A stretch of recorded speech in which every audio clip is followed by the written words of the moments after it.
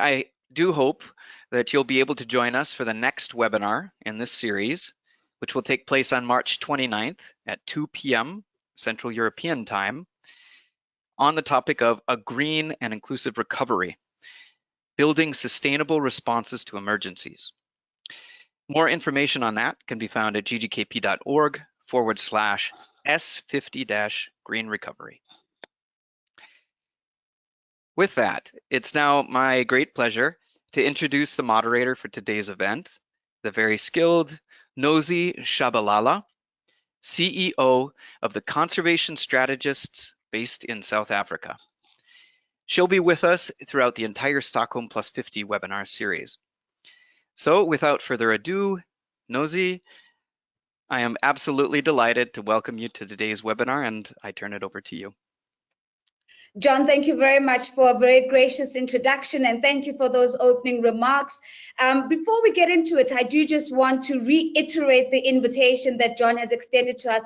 We do want to hear your voice, so please make use of the chat function. Send us your questions, send us your comments using the question function rather, and I'll try to the best of my ability to integrate your voice into this conversation. We have a stellar lineup in terms of our panelists today, and I'm really excited to introduce them.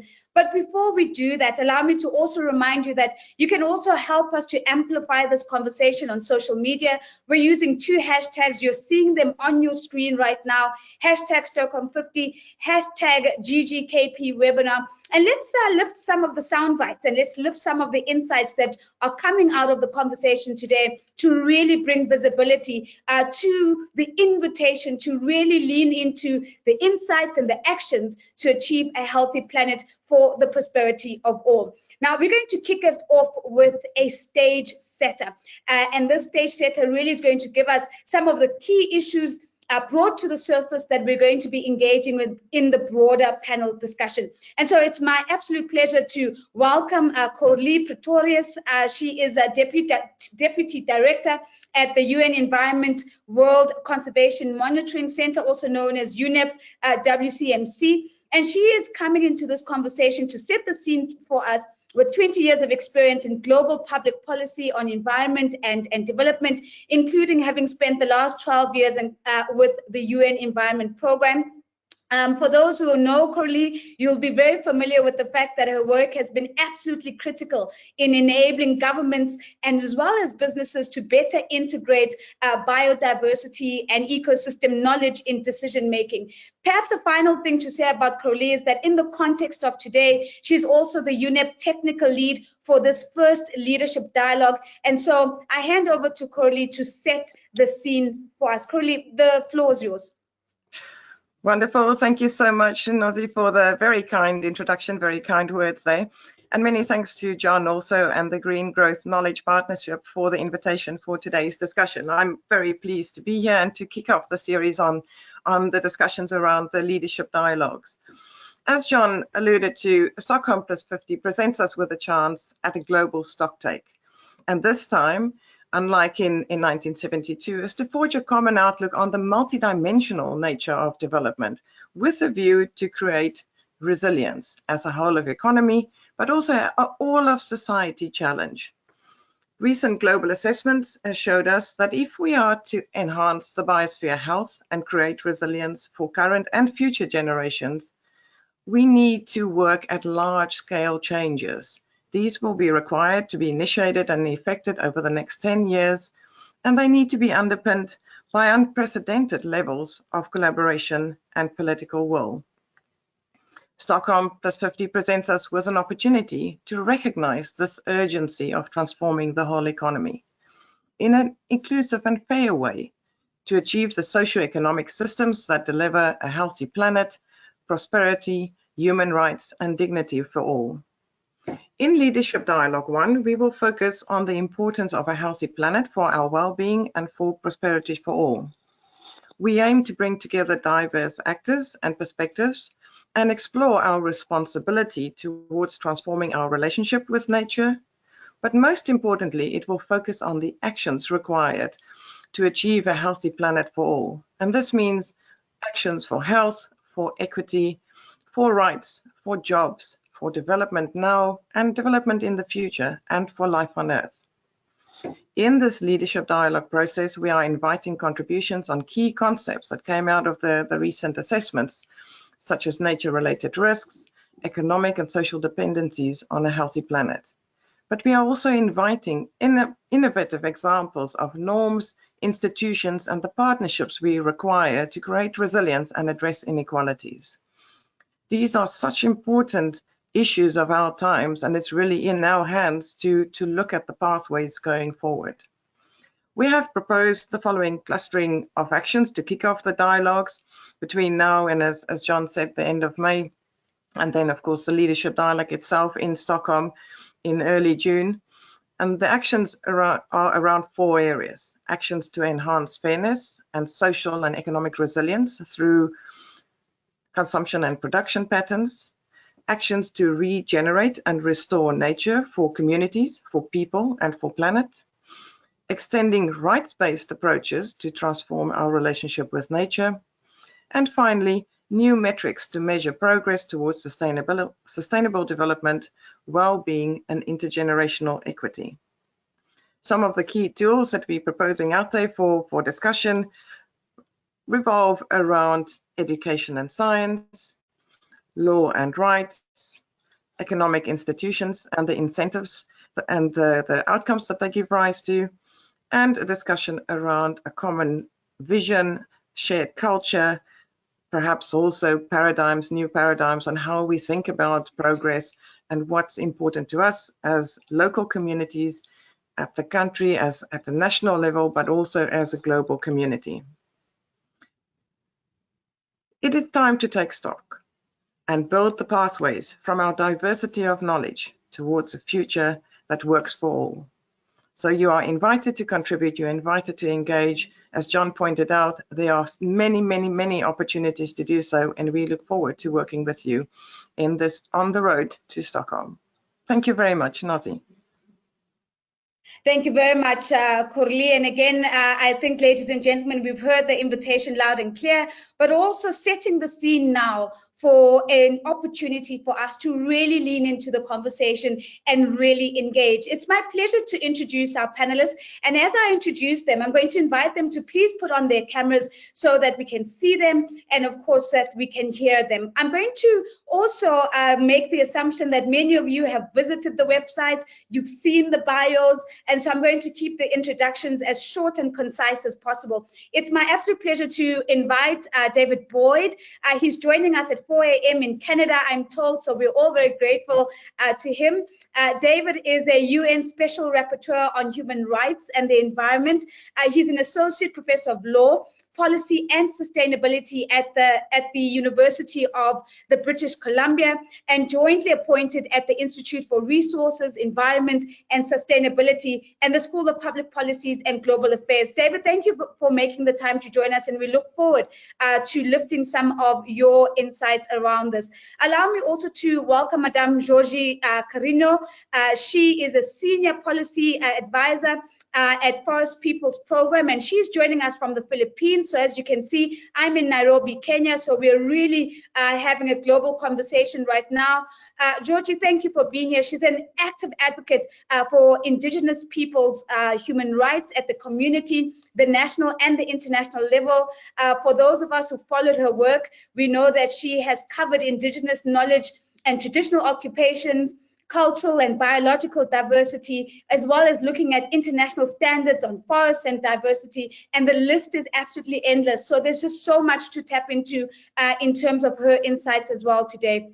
We're also joined by Anil Markandya. He's joining us from the UK, and he is with the Basque Center for Climate Change. He's also, of course, Honorable Professor of Economics from the University of Bath, and he's worked extensively on environmental problems, uniquely from an economic viewpoint. And this is really where we want to tap in some of his insights as well. And Professor Markandya, I could spend the whole day speaking to your CV. I'll only say this, that you've been the lead author for the chapters of the 3rd and 4th IPCC assessments, and also lead author for the 5th assessment report, which was published in 2014, and a contributing author for the special report on 1.5 degrees Celsius. So thank you very much for being with us today. I am also going to Brazil now. As we crisscross the globe, and welcoming Madame Izabella Monica Teixeira. She is the co-chair of the International Resource Panel, an absolute expert in environmental management, impact assessment, and licensing. Of course, we also know her in her leadership capacity as former Environment Minister of Brazil, and also for having been recognized as a champion of the earth, which she was recognized for in 2013. So, Madame, thank you for being here with us, and we look forward to tapping into your insights as well. We're also joined by Eva Zabey.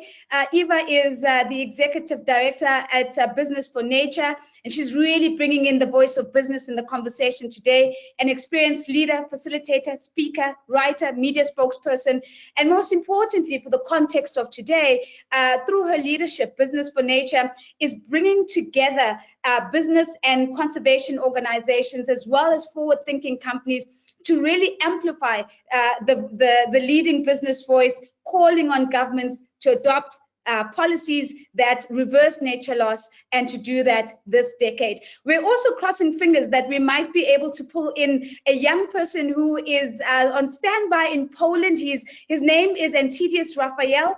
And I'm just going to see if Antidius is able to join us.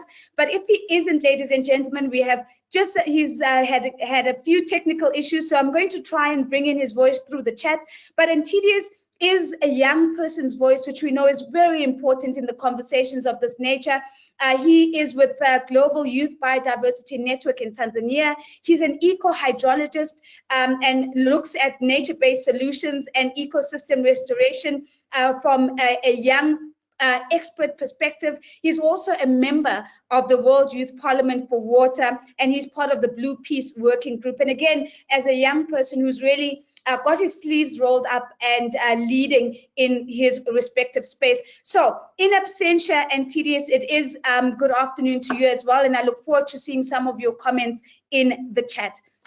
So that's a lot. That is a lot of introductions. So I'm really keen for us to get into the conversation. And so I want us maybe to lean into first the invitation from John. John said to us, this conversation is about reflecting backwards, and it is about reflecting on the past almost 50 years in order for us to really have an appreciation for the 50 years that we are now moving towards. And so, David, maybe the first question to you.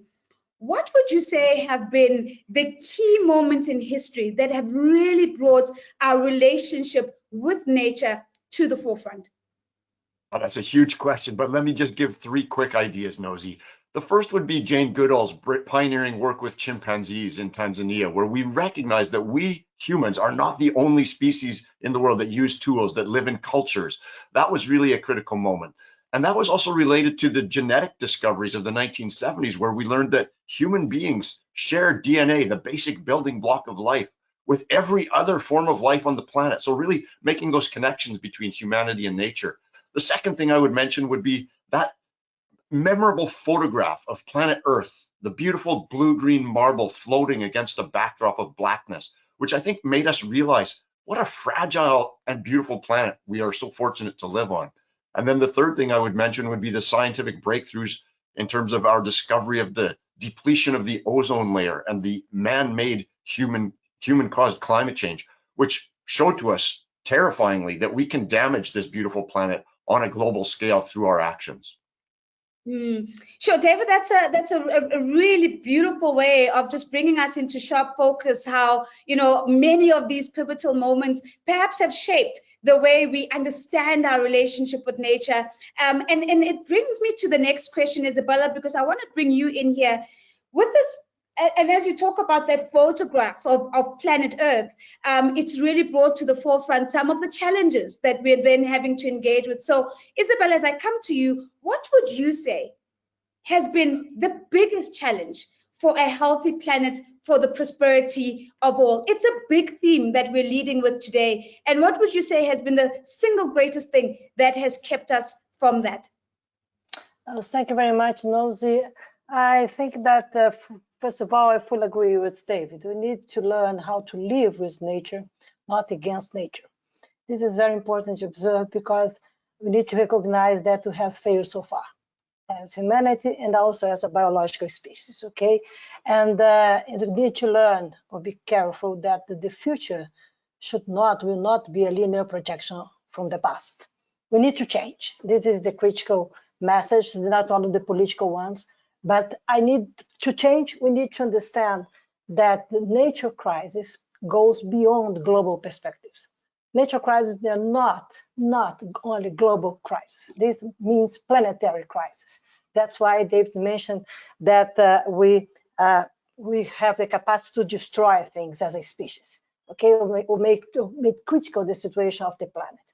So I think that we need to understand what we have today in the world as a planetary crisis, planetary dimension, sorry, and also to understand what is coming. The whole of science in online world versus offline world. It's very important to observe this because offline world is the reality indeed. When you go around the world, meaning the global south or the green global south, we are not only discussing international cooperation, as Corli mentioned, considering north and south. We need to understand the Western world, the Western and Eastern world dynamics that's changing. Okay, absolutely changing. If you want to go into a health plan, we need to know more about the whole of the institutions, national and global ones, and the maturity to recognize the urgence of change. We don't have time to buy. Unfortunately, we don't have time to buy. Okay, it's impossible to postpone things as we used to do in the past. I have been working climate change since Rio Conference 992, and the last almost 40 years, we have been working to postpone things. It's important, but it's not enough. So I think that we need a political behavior, a new political behavior, and also to understand that nature-based solutions is still an open political concept. Pay attention. We need to use better the green wishing that we have today in this moment of the humankind to drive the new perspectives, to address concrete solutions. But we need to understand the complexity of these challenges and how the local realities and the certainties matter. It's very important to observe this because science must support, but not necessarily solve all the problems, as I used to say. And finally, I'd like to say that nature-based solution is coming very well, and we need to address climate, biodiversity laws, etc., as Corli highlight us, but we cannot forget social inequalities, and we cannot also forget to take into account the environmental inequalities. Pay attention to this, because it's not only the social ones, we need to understand the environmental ones, how you allocate, how the natural resources are distributed, and how you can access this. And my final comment, we don't want to, if you want to drive really something new, we need to understand the role of a new global social pact. It's not only based on the traditional way to approach social inequalities, how human development will come, how environmental will come in this new perspective, and how we can address, David, I don't know if you agree with me, but you can address human rights, but also human obligations. It's time to change, but based on the recognition that we have a role, not only to share perspectives, but to take responsibility and move together. Thank you very much. Back to you, Nozi. Thank you very much, Izabella. A lot packed into that response. And as you're speaking, I'm seeing a lot of nodding on my screen as well. And so I'm keen to hear some of the reactions to what you've said. But just to lift here that you've said we're not talking about a global crisis. We're talking about a planetary crisis. You've also said to us, we need to elevate the conversation now, not just talking about human rights, but we need to bring in the human obligations into that conversation and to appreciate the complexity of the challenge that is before us. I'm keen to get to a point where we begin to unpack what are these change in mindsets, change in behavior actually looks like in practice. I do want to acknowledge that a lot of really good questions have begun to come in, and I do want to get to those questions. There's a question from Christophe Sherry. David, if you're able to cast your eye on it, I'm hoping that you can bring it in. As I come to Joji, I just want to read a comment from Emmy Shitara that's coming through in the chat. Emmy says, "Dear organizers, thank you so much for today's webinar. Please remember that respecting feminine sense is critical for sustainability. Sometimes the voice of women even in the environment topic is left behind. So I'm quite pleased to not only see the representation in this conversation, but we've just heard from the former minister herself. But thank you for raising that, Emmy, because it is about raising the consciousness as we have the conversation. Joji, let's go back. If you were to think about the last 50 years, are there lessons that we can draw now and say, if we drew these lessons, we could empower Indigenous communities to have a more political voice and a political role going forward? Thank you very much, Nosy. You know, today is Ibaloy Day in my home city, Baguio City in the Philippines. The city council decided to honor the original inhabitants of the city, including the winning of a court case at the United States Supreme Court, then the colonial power in the Philippines, that indeed my great-grandfather's land, which was taken over by a US military base, was indeed his own by virtue of native title, rather than terra nullius or unoccupied lands. The Philippines has since passed the Indigenous Peoples' Rights Act, and of course, the international recognition of native or customary land in the UN Declaration on the Rights of Indigenous Peoples in 2007 complements the recognition under the 1992 Conference on Environment and Development about the important role of Indigenous peoples in sustainable development, and under the Convention on Biological Diversity, the importance of traditional knowledge in the conservation and sustainable use of biodiversity. Today, most of the world's remaining biodiversity is on Indigenous peoples' lands and waters. But we are also among the human rights and environmental defenders threatened daily for protecting our territories. As the world gears up to seriously implement the Paris Agreement and a new 2050 biodiversity strategy, Indigenous peoples will play a vital role in the transformation of human nature values and relationships, and are central actors in the transformation of our political and economic systems that have brought about biodiversity loss and climate change. So today, global solidarity with Indigenous peoples is much needed during this crucial decade of transition and transformation. We are making our contributions. We need solidarity. Back to you, Nosy. Joji, thank you very much, because I think one of the things that's unsaid in your contribution is some of the things we need to unlearn, some of the exclusionary behaviors that we need to unlearn, some of the behaviors that reduce the voices of others, some of the behaviors that make this conversational space smaller. So I'm really keen as you talk about the increased role of Indigenous peoples and communities, when we get into some of those practical examples, how will we know we're making progress, and how will we know that we are really creating space and voice to learn those lessons? A thumbs up from David, by the way, Joji, to you as you were making that contribution. So Eva, let's bring business into the conversation now. As we stay on this reflective tone, what are some of the broad shifts that we're seeing in the business community that are pointing to a renewing and restoration of a positive relationship with nature? Thanks so much, Nosy, and this has been an amazing conversation to be part of. If we're honest about it, businesses have typically been part of the problem. So let's just say that up front, right? We understand that. And we now need to shift, and it's finally starting to shift so that businesses can be part of the solution. 3 quick reflections on recent developments in our shifts of mindsets. Number 1 is not only focusing on the impact, the negative impact companies have, which is classic, that's what people imagine, pollution, unsustainable use and management of land, water, air, oceans, etc.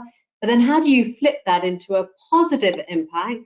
And how do you make sure that companies fully understand their dependence on all of the natural assets, resources that we all benefit from? And if you understand the dependencies, then you might see also a vested interest in realizing your business cannot operate. There is no business on a dead planet.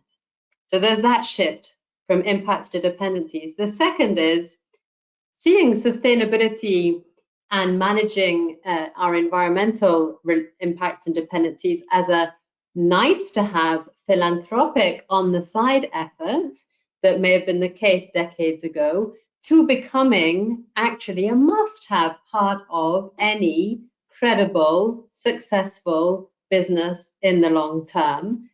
Companies can understand now, their consumers, the future generations, their talent retention. There is no way that you're going to get the resources financially, the permits to operate, if you are mismanaging environmental and social impacts. So in fact, the comment from the colleague, was it Christoph, you said in the chat? Well, you know, the point about resilience is interesting in a business context, because what COVID has shown us is that instead of focusing on efficiency, we've got to focus on optimizing on the resilience of the systems that we operate in. So resilience is not to counter sustainable development, it's as an alternative to focusing only on efficiency and optimizing efficiencies of our systems.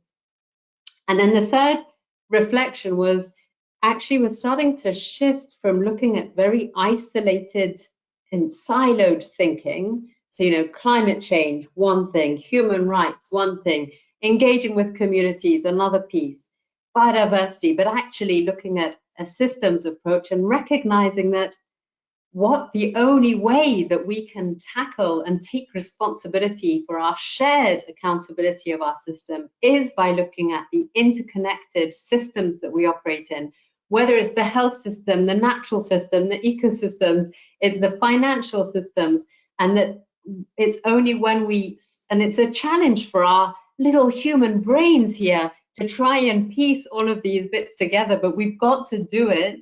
And ultimately, so many of these systems, like the economic and financial systems, our markets, our regulatory systems, have been designed by us and therefore can be changed in the future. And so I would just say, I've just seen a shift in the last two to 5 years of a real momentum building. On the nature agenda side, it's really been in the last 2 years. We've never seen this momentum before in the business community, recognizing that all companies ultimately depend on a healthy planet, and that together we must work towards a nature positive, carbon neutral, and equitable future. Thanks. Eva, thank you for making the conversation real. So by starting off with the elephant in the room when it comes to business, and putting your hand up and saying, we know what the history reads like, we know what it looks like, but you've really landed some really incredible insights. And I just want to say to all of those who are tweeting, these sound bites from Eva are certainly tweet worthy. So you probably want to tweet some of them. There is no business on a dead planet, is what we've heard. You know, putting the planet at the center is no longer nice to have. It's not philanthropic. It actually is at the core of doing business. We're moving beyond efficiency, but really looking at resilience. And I'm going to lift Christoph's comment, because I think it's quite important to contextualize that. But also, if we think about the systems approach, that which has been designed by us can be changed by us. I hope that's 140 characters that can fit into a tweet.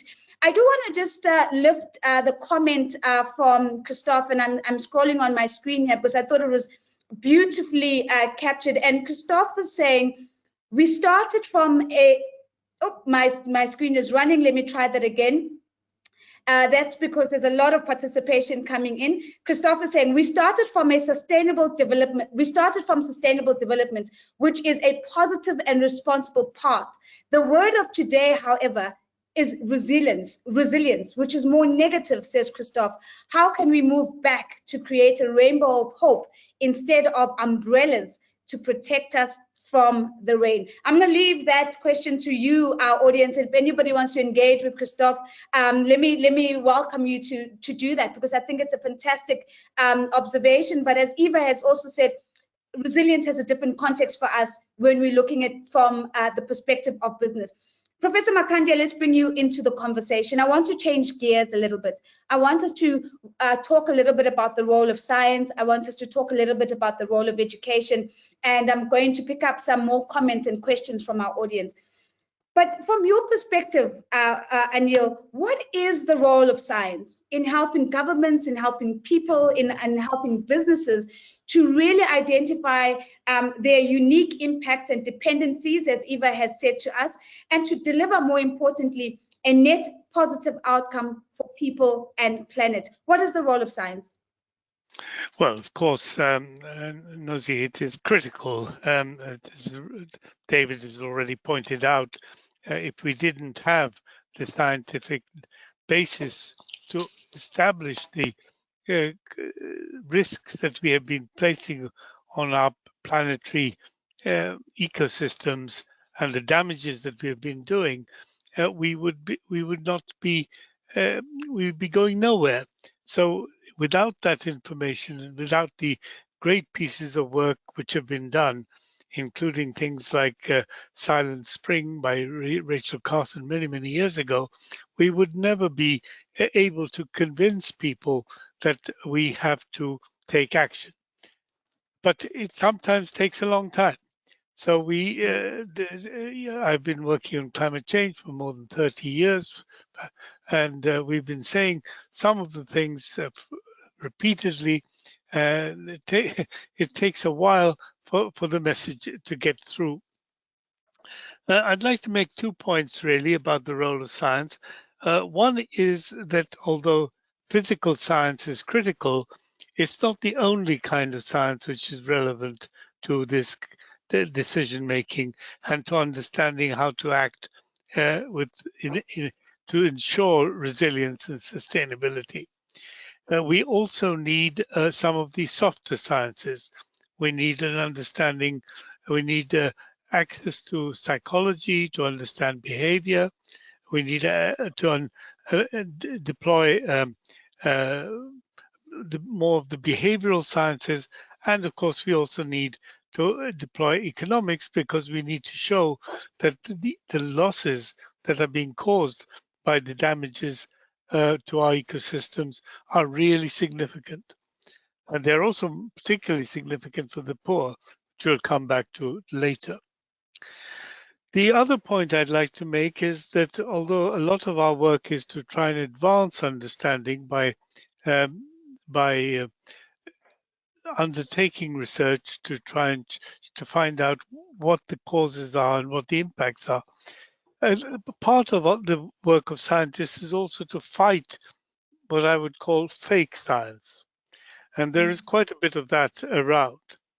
We have many people who attempt to undermine the results that have been produced, who have often vested interests in doing so. So we have to continually devote time, at least some of our time, to basically showing that many of the things that are being said about climate, and in particularly people working on climate change will be aware of this, that they're trying to say the opposite of what is actually true. So I'd like to remind us that this battle is also part of the role of science. Thank you very much. Anil, thank you very much. Two very important points, and I want to pick up on Antidius's comment that he's also just shared, which I'm going to read out in a while. But critical science is not the only science. What I'm also hearing you saying is that part of the job that needs to be done is also to fight the fake science. And I want to stay on this theme of science for a little bit longer. But let me first go to Antidius's comment. And Antidius, if you are able to switch on your camera and come online, that would be fantastic. But in the interim, let me read out your comment. Antidius says, scientific knowledge can be integrated and revealed in a practical way and with ground interventions from a local scale in a systematic manner. And this can be simply to enhance carrying capacity and the resilience of natural ecosystems. And this, of course, will further promote biodiversity ecosystem services to societies as well. So I wanted to lift that into the conversation. But David, I do want us to also maybe be a little bit realistic about the broken telephone that often happens between science and communities. We often find that the sharing of information between the scientific community and local communities is lost in translation. So the question to you is, are we getting better from a scientific perspective at simplifying the science so that we can really secure the buy-in in behavior and the change that we're looking for at a community level? Well, Nosy, you know, one of the privileges of being the UN Special Rapporteur on Human Rights and the Environment is I get to travel around and meet with communities across the world. And so in the past 3 years, you know, I've been to Fiji, I've been to St. Vincent and the Grenadines, I've visited with Sami indigenous reindeer herders in northern Norway. And I think the broken telephone analogy is a good one, but not in the sense you're describing it. I find that people on the ground have a very clear understanding of the scientific challenges we face, whether they're reindeer herders in northern Norway, fishermen in Fiji, or people working in the agriculture industry in the Caribbean. They understand the problems they're facing. The broken telephone is actually between the people and the scientists and the governments and the businesses that are not taking actions to respond to what Izabella correctly described as a global planetary emergency. That's where the breakdown is. We know what needs to be done. The science is clear on what needs to be done. We need to transform our economies very rapidly away from fossil fuels towards renewable energy. We need to transform our economies from a linear, extract, produce, and throw away to a circular economy where everything we make and use can be recycled and composted over and over again. Because in a planet with 8 billion people on our way to 10 billion people, there is absolutely no way that every person on this earth can live a decent quality of life at the current, excess of an American or a Canadian. We have to change the systems, and I think that a lot of people understand that at a very kind of rudimentary intellectual and spiritual, emotional level. But governments and businesses, with all due respect, Eva, I know you're working hard on this, we are nowhere near the level of emergency response that is commensurate with what the scientists are telling us and what people on the ground are experiencing. The day-to-day impacts of the climate crisis, the day-to-day impacts of pervasive pollution and toxification, the loss of these incredible species upon which we all depend.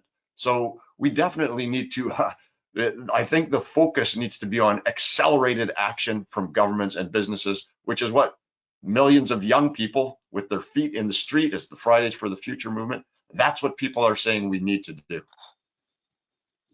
Sure. David, it's a fiery response that speaks to the urgency at hand and the urgency of the task at hand that you've spoken about. But it also speaks to some of the comments that Joji made earlier on about the inclusion of the people on the ground, the very people that you say have a very acute understanding of the challenge. I love the fact that you say they can feel it at a spiritual level. They know what the challenge is. So, Joji, there's a question from Louisa Kim.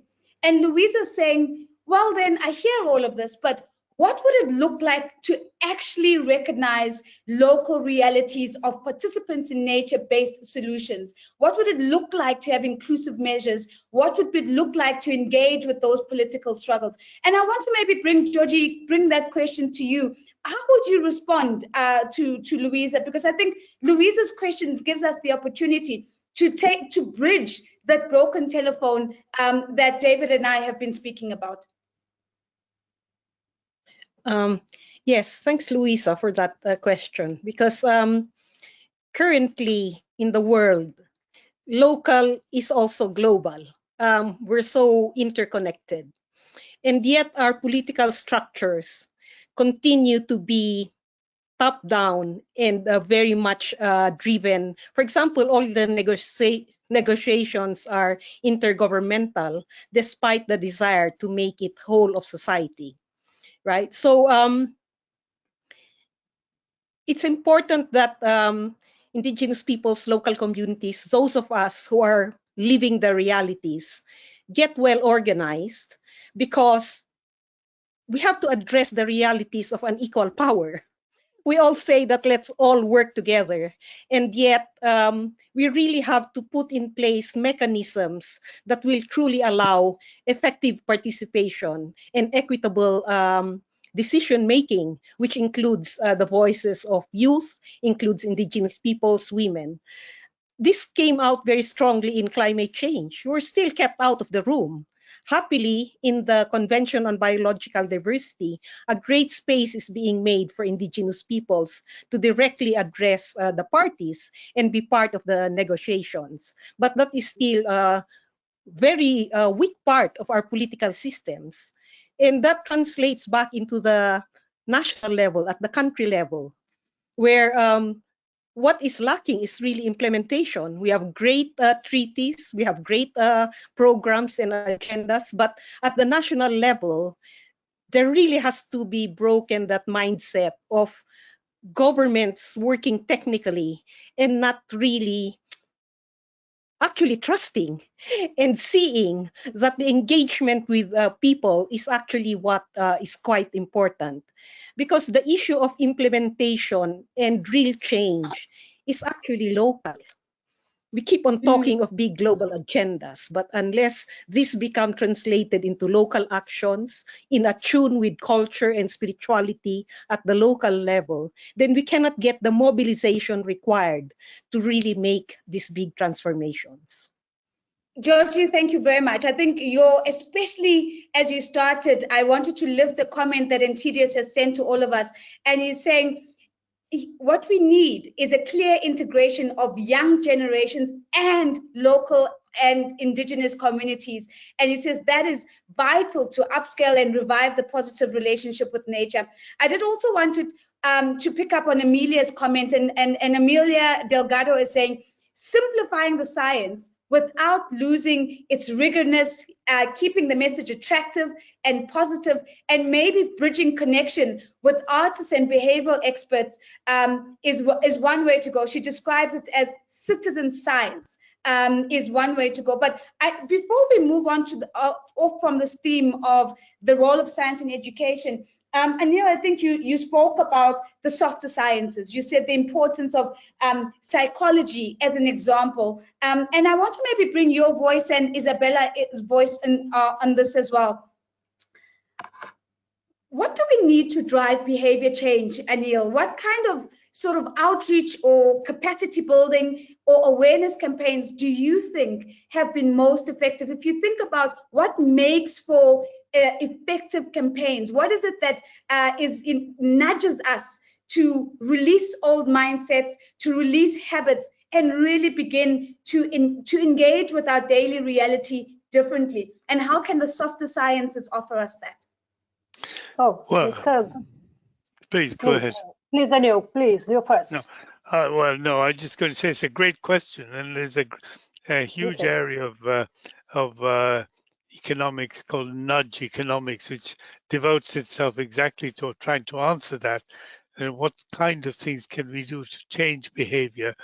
Combinations of the use of carrots and sticks, incentives, both fiscal, but also ones relating to just this sheer example, or showing people that it can be done, and getting communities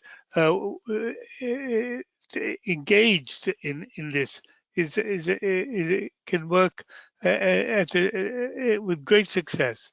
And yet at the same time, we have had while there's been a lot of effort, it has not always yielded fruits.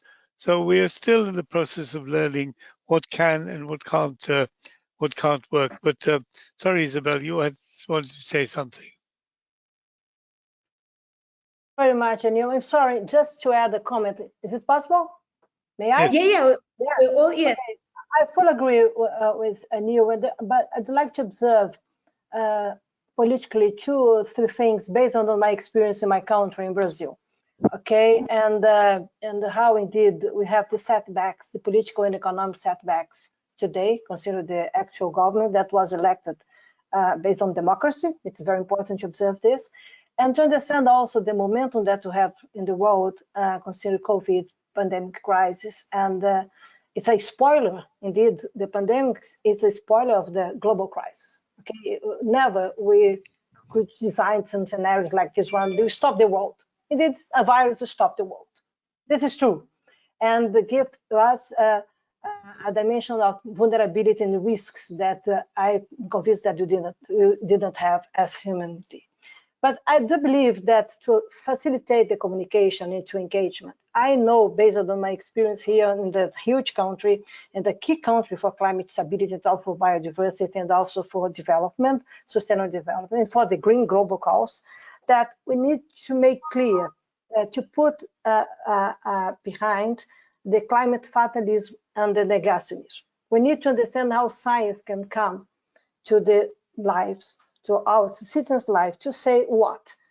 We have a crisis, but we have solutions, and we are part of the solutions. You are part of the solution. People want to act, okay? But people don't want to act based on threats, because we are completely sad, and we have this impacted, consider the COVID crisis. So my feeling that's important for communication, also for the political behavior, to make clear that we have a phasing down momentum. Okay, we're looking for to reduce, to mobilize people, because they don't have one bullet, a silver bullet to solve all the problems. Okay, and how we go into the phasing out to make clear that we can bring economy and social challenges, for example, and to make clear the importance of the, for example, for the indigenous territory for climate security. So we needed to have an open-minded approach to make sure that you have our responsibility. We are part of the problem, but you need to be part of the solutions. And I think that if you can go into the diversity of the situation to make clear how to mobilize people and to make clear that together we need to recognize ourselves. Business is part of the problem, yes, but it's part of the solutions also, as Eva mentioned. But it's true that you can avoid fake green, as I used to say. We should avoid greenwashing, we used to say, so the communication is very important. But we need to understand better the political role of the green wishing, because today we have a momentum that people is looking for to understand that I wish to do something. Okay, and this is a positive, optimistic way to approach this. Okay, it's not fake. But my feeling, Nozi, is that we need to understand how to connect people based on share feelings, based on share understanding about challenge, and also based about share critics. It's very important to understand how to mobilize people to come together. Okay, and my feeling, it's coming to phasing down, and it's the same to tackle deforestation in my country. Okay, we have environmental crime, we have corruption. We need to go into phasing down and phasing out and convince people that before the international community should pay for Brazilian beef with traceability, we need for the Brazilians pay for the sustainable beef, because we like too much to have barbecue during the weekend. So it's this ownership. You need to own this new behavior or this new responsibility as part of our challenge of development and well-being.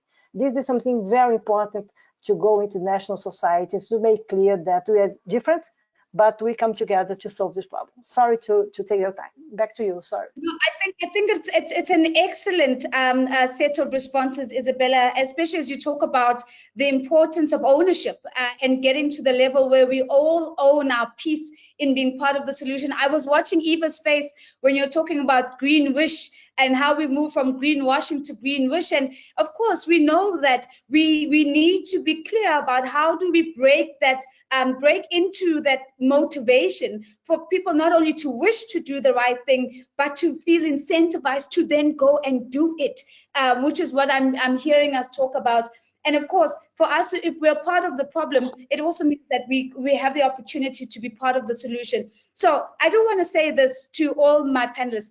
The chat from our audience is really, really engaging. So I just want to pull a couple of comments.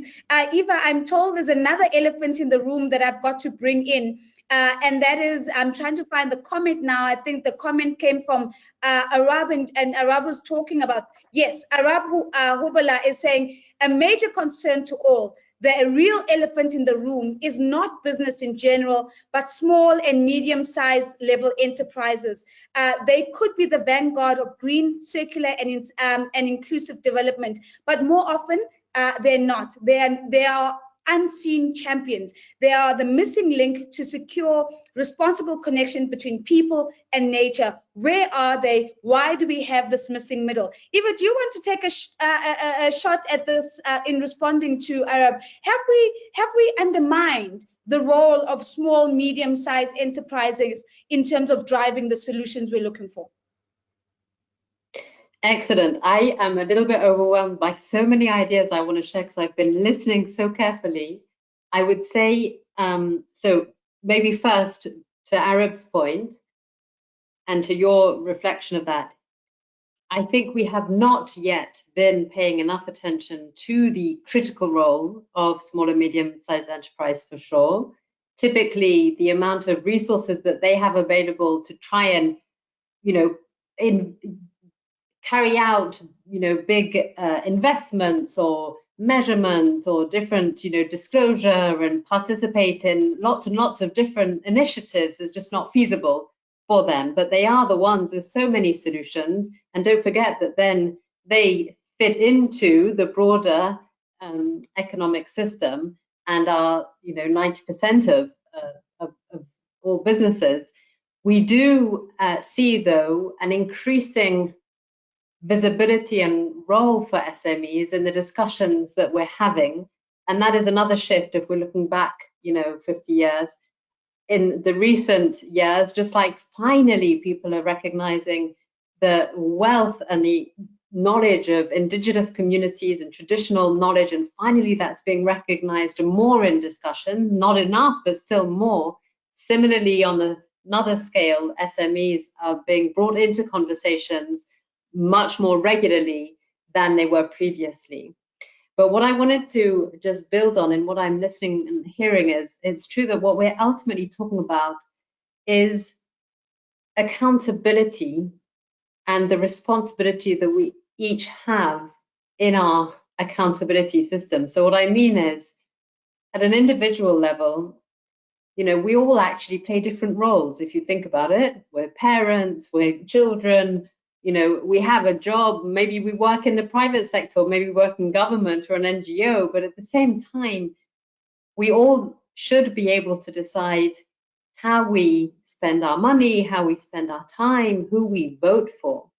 And these are actually collectively the shifts that need to take place in understanding how information then how information flows through our whole system, whether it's companies understanding what their impacts are, disclosing them in a systemized, standardized way, investors picking up on that information, capital markets recognizing whether or not that should be valued or not, regulators putting in place what are go, no-go areas, what the rules are, legal, the role of lawyers stepping up and saying, actually, that is illegal. That's what David loves, making sure we have a human right. We now have the UN human right to a healthy and sustainable environment being recognized. All of these aspects, the activists, the artists we saw in the chat, each and every one of us are actually part of, even as consumers, part of this accountability system. And what we now, and it goes back to in the chat, these comments about the importance of the underlying science and being able to simplify some of that information so that it can be used now. Because the issue is that it might be able to be used in 10 years' time when we get it to such a point that everyone feels that it is good enough. We have to now say to ourselves, we can't let perfect be the enemy of the good. There are decisions that have to be made today. We need to give each other the confidence and the courage to make ambitious agreements now. This is not about a blame game, but this is about each part of society recognizing where its dependencies are and what system it's operating in and how we need to change this. One example I just want to share. Last week, with the B team and with Business for Nature, we shared a new report by two experts, Doug and Ron, on environmental harmful subsidies, and I can share the link in the chat. This was the first time in a decade that a full global assessment of how much we are spending collectively or going into environmentally harmful subsidies is $1.8 trillion per year. That's 2% of GDP that is actually unintentionally flowing into damaging nature and our planet. When that funding could help close the biodiversity financing gap significantly and could redirect. Now, we need to keep in mind is that these subsidies were put in place not intentionally to harm the environment. They were put in place for socially and economic people's livelihoods. So there were good intentions at the beginning. We have to ask ourselves, if we were going to put these subsidies in place today, would we make different decisions? Well, yes, we would. So how do we change them? How can businesses that are stepping up now and are calling for policy reform, policy ambition, actually saying, we know as companies that our sustainability credibility is undermined by the fact that the system is giving us a head start by providing harmful subsidies. This is not, again, a blame game. It's about understanding, mapping out where those flows are, what those issues are, to then take the next step and join up all of those dots. Sure, and I want to just come to David. David, I'm keen to your reaction to what you've heard so far, because as you're speaking, Eva, and you're talking about joining up of those dots, the whole of society invitation keeps coming back to the fore, and what I'm hearing is accountability, responsibility, or accountability plus responsibility is actually what unlocks the opportunity. But you're saying we need to have the confidence and the courage to really make decisive and ambitious decisions today. David, what do you think we need to overcome to really show up for this planetary crisis, as Izabella has described it, in a whole of society way, as Eva is inviting us to do so? Well, I was delighted to hear Eva mention the United Nations resolution recognizing that everyone on this planet has the right to live in a clean, healthy, and sustainable environment. That just happened last October, 50 years after the Stockholm Declaration. And I think it's critically important because, we talk about things like the UN Convention on Climate Change and the Convention on Biodiversity. The fundamental weakness or the Achilles heel of these international agreements is there are no accountability mechanisms. But when we take human rights and meld it together with environmental law, magic happens. We get this kind of synergy. We get accountability. We get responsibility. And I think that, if you look back through the recent centuries of human history, Nosy, we think of the abolition of slavery. That was a rights-based movement that brought that about. The end of apartheid in South Africa, right? Human rights were at the heart of that struggle. In the Philippines, indigenous rights. And so a rights-based approach has the potential to bring about the very kind of systemic and transformative changes that we so desperately need. And that's why this is such an exciting development. And in response to Eva's point, we need to change the systems. It's absolute madness in the year 2022 for governments to be spending $1.8 trillion on activities that damage the planet. Why don't we take that money and invest it in activities that restore and regenerate the planet? We could do amazing things. We could employ millions of people. Projects like the Great Green Wall in Africa, where you've got people planting millions of trees, putting up solar panels, restoring degraded lands. That's what could be happening on a global scale if we took those trillions of dollars and put them into the right kinds of activities. David, quick follow-up, because I want to go to Joji. Joji, I want to talk about marginalized communities and indigenous people a bit more, but a quick follow-up, David. As you're talking about, this disconnect and why we keep investing in things that are harmful to the planet, Sophia's comment is jumping out at me in the chat. And for Sophia saying, why are we still even focusing on growth in the why are we still focusing on growth in the context of sustainability? Isn't it better to move the debate beyond growth? or at a minimum to something agnostic about it. GDP, she says, has been long criticized for not reflecting the well-being of people and distracting attention from the most pressing problems, such as the environmental degradation we're talking about and the inequality that results from that. What are your quick thoughts on that? And then, Joji, I want to come to you next. Well, quickly, I would agree completely that we have been grossly misled by our excessive focus on increasing GDP as if that's the only thing we need to do to achieve a happy and harmonious life with nature for people and in this planet.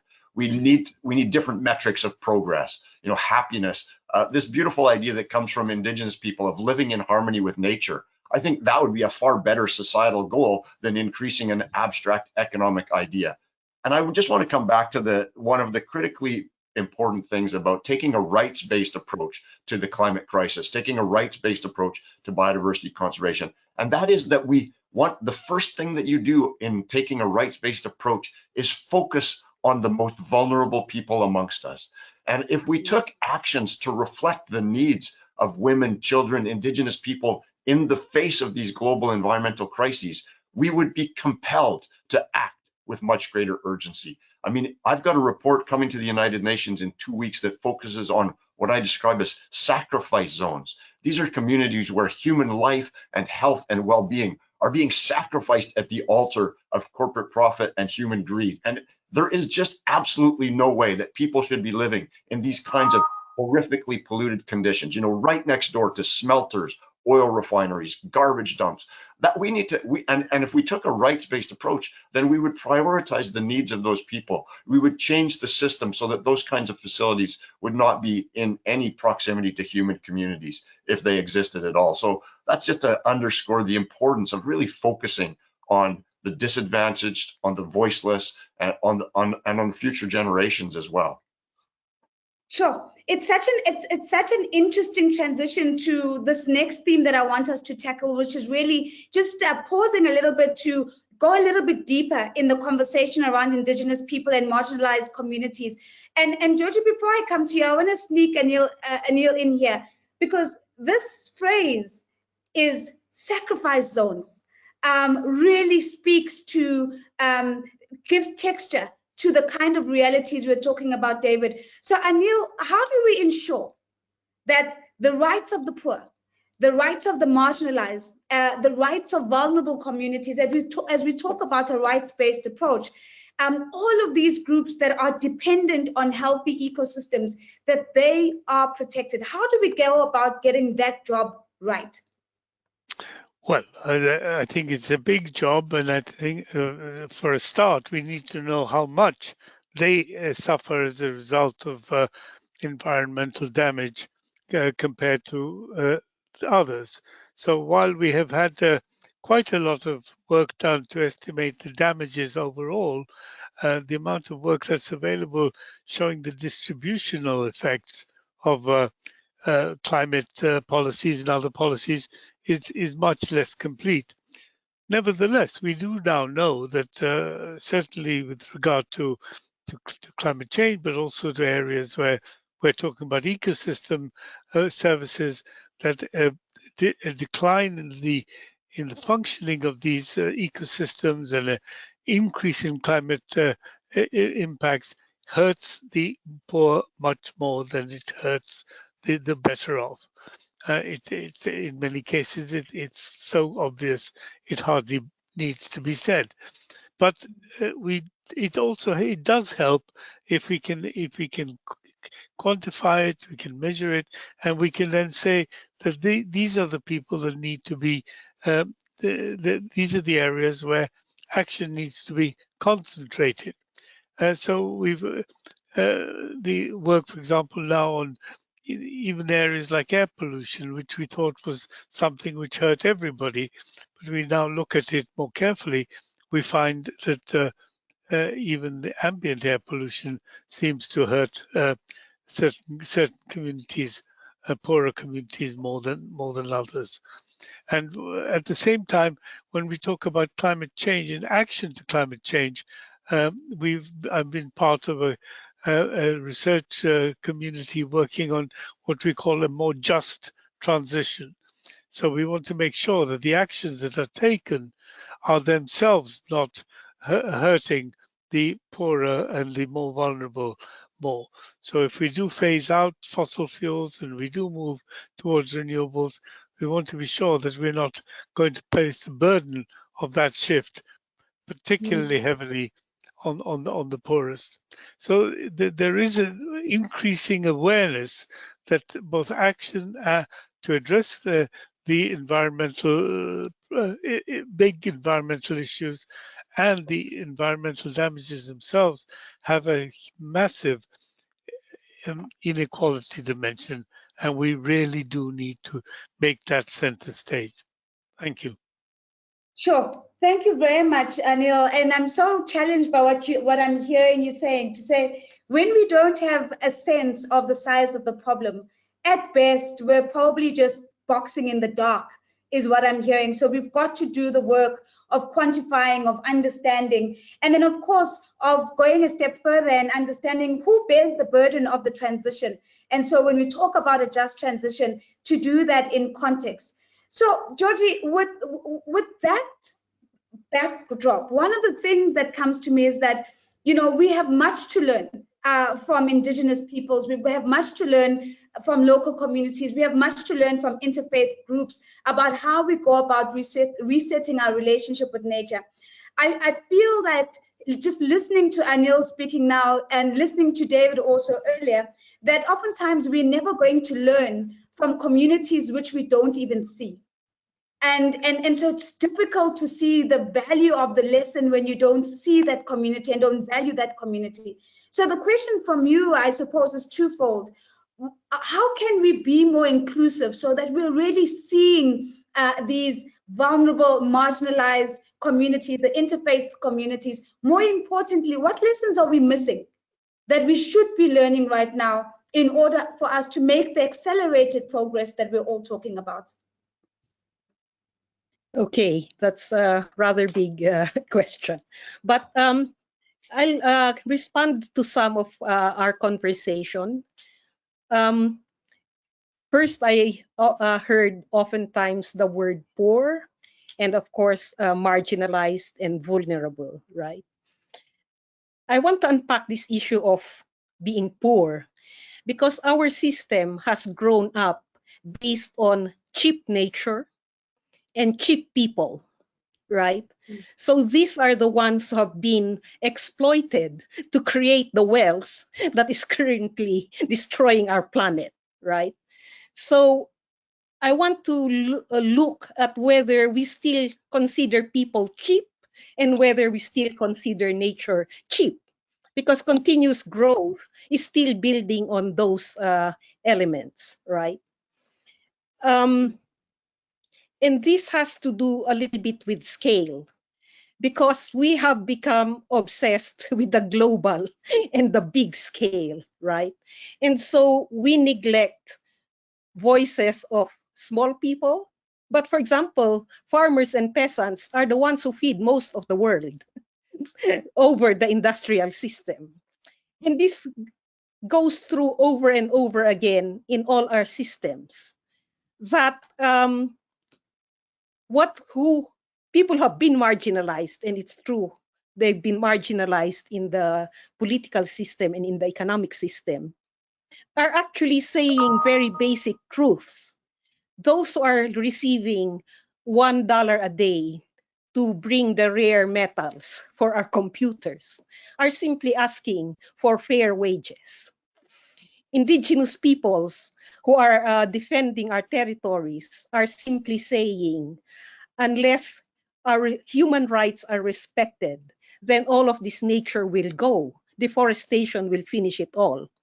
So indeed, human rights is what gives the agency, as well as the aspiration respected of exactly this poor and marginalized, right? Because this agency will bring to the fore very basic values. Indigenous peoples have relational values with the earth. The religious and interfaith groups have relational values with respecting everyone and not going for greed the youth have values that say that what are we doing for our future, right? So in fact, our systems have become dominant with economic values rather than relational values in society and relational values with nature. And these are the words that always come out from the mouths of the poor, the marginalized, the dispossessed, right? They're sending so simple messages, but because we consider nature cheap or people cheap, dispensable, and actually the contributions being made to even maintain the remaining life on our planet is being carried, is the burden of these people, like what they did in the pandemic. We really need to change our understanding and respect for people, for their rights, and what they are immensely contributing. We need really make them central to our conversation. Joji, thank you so much. Economic values that are trumping relational values. Round of applause from David to you. And then you're questioning us on the growth fundamentals. If it's still about cheap nature and cheap people, what is really going to change as we continue to pursue scale on the back of those fundamentals? Eva's hand popped up. I want to give her an opportunity, and then we're going to go into where to from here as we journey towards Stockholm Plus 50. Eva, let me bring your voice in. Well, first, I just wanted to say how spot on and powerful, Joji, your messages were. I think we need to continue to hear that and say it again. I wanted to just throw into this conversation one example to maybe give a bit of the turning point and go towards a more optimistic future, I should say.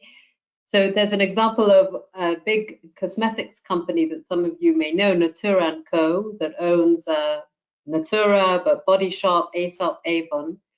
And they have a commitment to really protect the Amazon.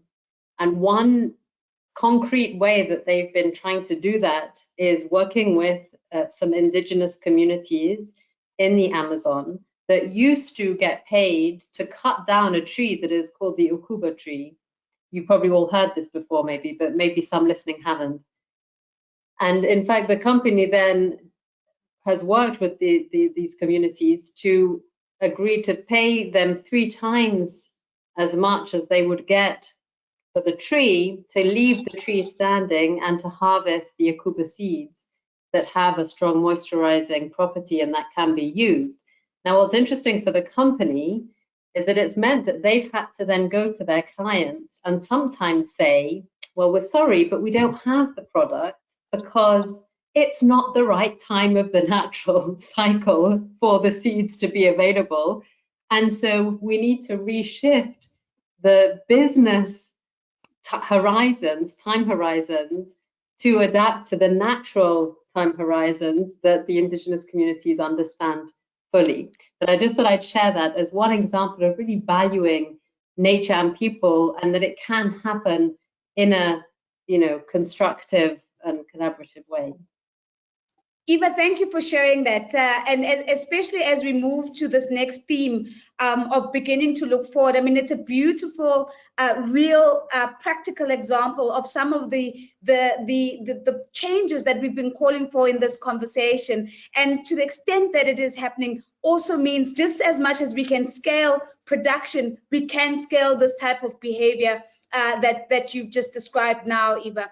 So, I don't know where the time has gone. I can't believe we've got 10 minutes left. So I'm going to try and give everybody an opportunity just to, reflect and project forward a little bit. And maybe I'm going to start off. Let me come to you, David, very quickly. Which consumption and production changes do you think are required to deliver net positive outcomes for nature? I know it's a big question, but if you were to say, if we got these ones right, at the very least, we'd have the momentum to start moving in the right direction. Well, as I mentioned earlier, Nosy, I think the two key things that we need to do systemically are shift from fossil fuels to renewables. And the good news there is that renewables are now the cheapest form of energy in most countries around the world. So that's really encouraging. And we just need a massive investment. But also, and I want to really underline this point, we have to take a rights-based approach, even to the implementation of renewable energy. We can't build massive solar farms on Indigenous territory without the consent of Indigenous people. We can't do that on farmers' fields without the willing participation of the farmers. And then the other thing is this economic transformation away from a waste-based economy to an economy that really is fundamentally recycles. And, you know, we're just kicking off negotiations for a critical new global treaty on plastics right now in Nairobi. And that's going to really show us the way that we are going to have to harness human ingenuity, because plastics has just become this global catastrophe. We thought, you know, it's benign to have, like, you know, a plastic cup and a plastic fork, but, you know, multiplied by billions of people, it has really become, both for humans and the planet, our latest disaster. And so we need to figure out ways to reduce the use of plastic, to only use recyclable plastics, and to stop putting toxic chemicals into these plastics and poisoning ourselves and our planet in the process. So there are the solutions, but they have to be implemented with respect for human rights. David, thank you so much. I'm just seeing a hashtag coming through on the chat. Stella Whitman is saying hashtag end plastic pollution. And there's another comment from Christian Storm and saying, in addition to the observations being made, transformative change in food systems and textiles, supply chains in order to reduce systemic risk encounters with a large environment footprints. And then my screen just jumped because everybody's beginning to put in some of their comments there. With large environmental footprints related to the engagement of citizens will mean that the largest group of actors of citizens as consumers could be reached. So thank you very much for that, Khatjan. I think we're adding to the optimism, we're adding to the way to from here and what can still be done. Anil, 50 years, in the next 50 years, what can we do differently that could really count for the planet and count for prosperity for all? I know there's a lot, but if you were to reduce it just to 2 or 3 things, what do you think we need to do differently? Well, I think I agree that we need to move towards a more circular economy. This certainly is one of the things which went, I think went wrong in the past 50 years, because more than 50 years ago, we were more circular in the way in which we used resources. And then we became much more linear, and now we need to go back. So when we have materials, we rather than dispose of them, we need to find ways of reusing, and if we can, recycling. If you have an iPhone, figure out if it can be repaired. We're doing some work now to try and increase the repairability of many items like that. And I think that's part of the shift that we will see, and I hope it'll work in the next 50 years. Then somebody pointed to one which is really more difficult, and that is the change in diet. Again, I think this is something we do need to do. There are many good reasons for doing it. By golly, it's difficult. We have if you have people who are wedded to particular kinds of things and particular types of foods, they are not so keen to shift them. I don't know quite how we do it, but over time, and we're beginning to see a move. It's slow, but I hope it will pick up. As someone who doesn't eat much meat, I don't find it so difficult, but I know that people who do will find it more difficult. Well, those are 2 areas which I think are really important, change of behavior. Perhaps the last one I might draw attention to is mobility. We seek to move about a little bit to at least air transportation is something which, unless we find ways of doing that with renewable energy is something we do need to look at how we're going to change our behavior with respect to that. Thank you. Sure. Thank you very much. From circular economy to air to mobility, all coming into sharp focus. Izabella, what do we need to do, in your view, in the next 50 years, if we're really going to deliver on this aspiration for a healthy planet and prosperity for all? Oh, okay. I think that we need a new broadcast, but I try to highlight 2 or 3 points. The first one, I think that we need ambition to change. Political ambition to change. You don't have yet the political ambition to change. I'm sorry, but I'm not convinced that you have this. We need this, okay? Everyone's able to talk about this, but not necessarily to act in this direction. The second part is to recognize the difference among us, okay? For example, even in the developing world and the poor countries, for example, we have really, really huge difference. And so it's not only local needs, but indeed the local realities. If it's a clear example that we have my country, for considering Amazon vision. Okay, everyone wants to protect Amazonia, and Amazon vision is also Brazilian. Around 9% of the Brazilian society, we are absolutely against deforestation. But we need to discuss the realities of that region, that we have around 27 million people that live there, 80% in cities. So it's very interesting when you go into these realities and also to go into Brazil realities to understand the challenge that a huge country like Brazil has. My point here, it's also to observe or to recognize the lack of the diversity in leadership. This is very important to observe if you want to change. Okay, it's not only gender, indigenous people, our fight against racism, Black people matters. It's very important to understand this, and also, in my personal opinion, the quality of democracy. Without democracy, without renewing our democracy process, it's impossible to face and to tackle all the crises and to face the challenge that we have in the world. That's why people matter, okay, in my opinion. So, and you have this pressure today in my country, so never we Brazilians thought about in the past, okay, and this is happening.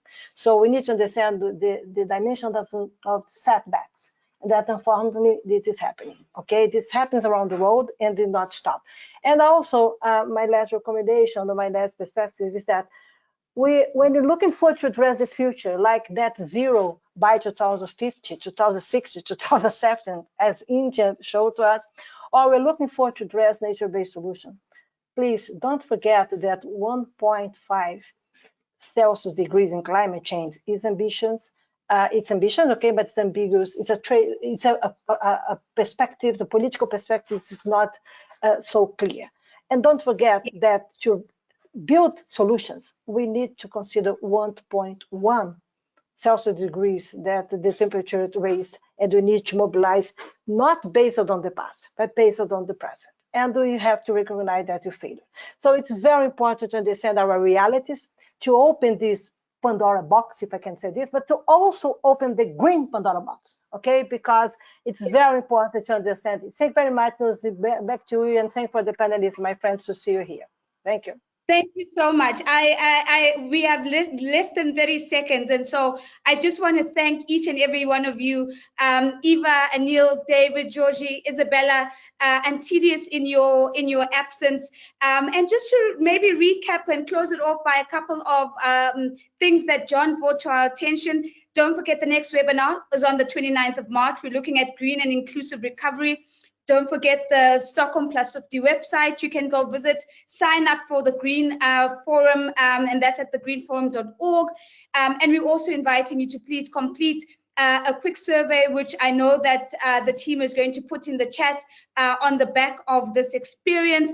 And also look out for the GGKP newsletter by visiting the website at ggkp.org. It is exactly the bottom of the hour. And what's left for me to say is to also thank our incredible global audience. They have been absolutely phenomenal. The engagement has been rich, it's been robust, and it's been absolutely world-class. As we continue with the webinar series, we look forward to more engagement and to continue the conversation with you. Remember, we're using 2 hashtags to amplify the conversation, hashtag Stockholm50 and hashtag GGKP webinar. Thank you so much for making the time to join us. Thank you very much. Thank you. And Eva, I full support what you mentioned about Natura. Okay, it's absolutely true. Okay. Thank you. Yes, it's true. Bye. Bye. Thanks. Thank you. Everyone.